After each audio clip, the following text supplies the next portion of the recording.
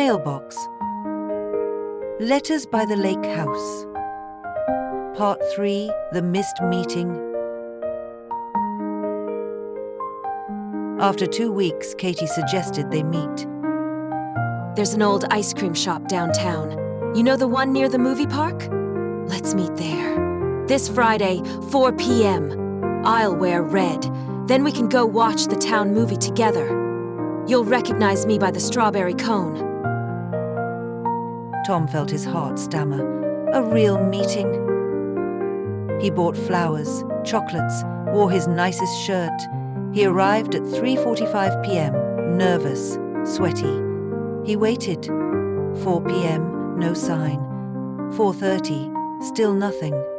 The ice cream parlor closed at 7. The rain came shortly after. He walked in the downpour to the movie park and sat alone, soaking, watching the screen flicker under the storm. The next morning, he found her letter in the mailbox. You liar! I waited for 3 hours. I sat on that stupid bench with 2 cones until they melted. You never came. I thought you cared. Anger surged in him. He wrote back in shaking hands. I was there. I waited until midnight. I bought you chocolates. I watched the movie alone like a fool. Why are you doing this? She replied in confusion and heartbreak. That's impossible. I got there at 4, stayed until 7, went to the movie at 7:30, even asked the fortune teller if our love had a future. She said, only if fate agrees. Tom stared at that line. The fortune teller booth had been gone for 20 years. Part 4, Realization. Katie mentioned a Cadillac. Tom said the Robinsons had gone bankrupt in the late 90s after their son's crash.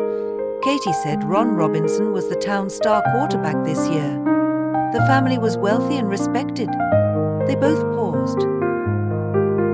Tom asked, What year is it for you? Katie's next letter said, 1995. Why? Tom wrote, It's 25 here. You're living in the past. We're writing across time.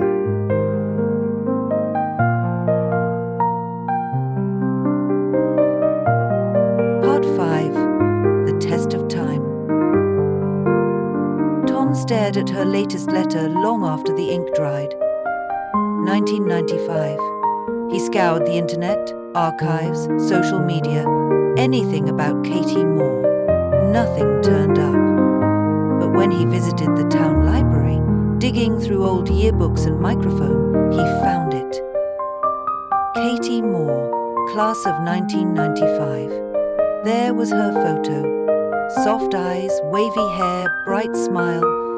The same girl from the letters. But further down the archives, Tom's heart plummeted. Tragedy at Summer Carnival. Local student killed in accident.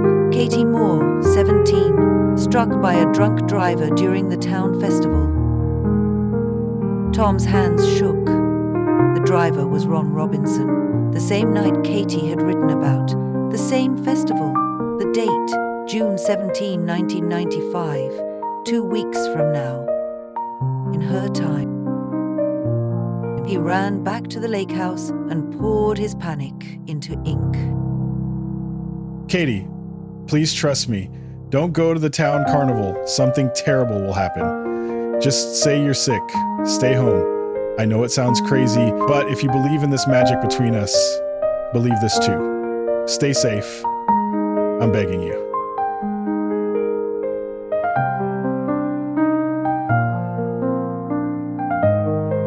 Part 6, Changing Fate. He waited a day, then another. Finally, her reply came.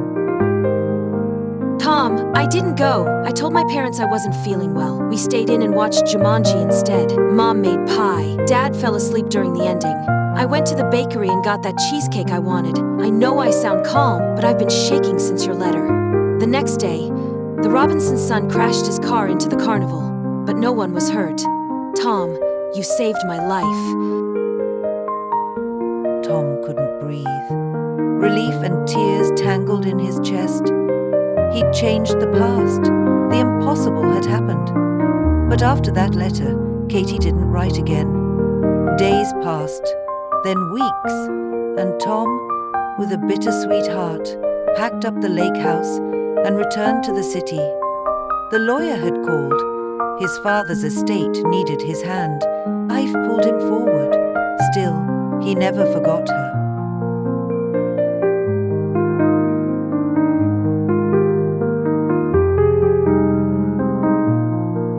Part 7. One final letter. 3 years passed. It was winter again. Cold, sharp, familiar. Tom returned to the lake house one last time to retrieve some old documents. Out of habit, he checked the mailbox, not expecting anything. But inside, aged and yellowed, was one last letter. Tom, if this reaches you, please meet me at St. Peter's Church, 8 a.m. on June 17th, 2028. It's important. Katie. Why that day? Why that place? There were no answers, just the quiet, trembling hope that had always tied them together.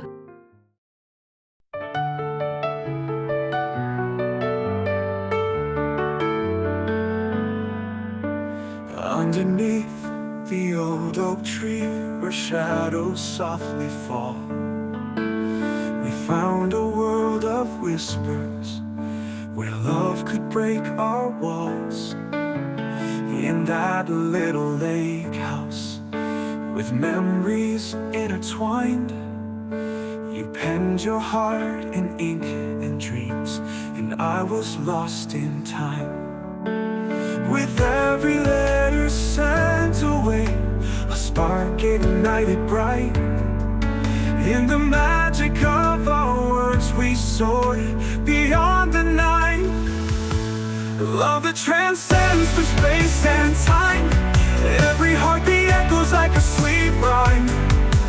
In a mailbox by the water's edge, we write. Two souls saving each other under stars so bright. Oh, my heart knows you more than forever can tell.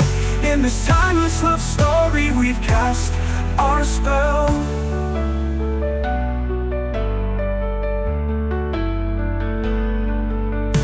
Through stormy nights and quiet days, your words became my light. With every stroke upon that page, you chased away my fright. I wrote of hopes and endless dreams that danced within my chest. You held me close with every line. Together we were blessed.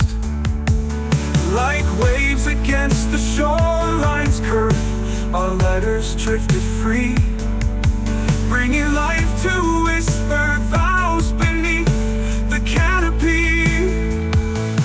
Love that transcends the space and time. Every heartbeat echoes like a sweet rhyme. In a mailbox by the water's edge, we write. Two souls saving each other under stars so bright. Oh, my heart knows you more than forever can tell. In this timeless love story, we've cast our spell.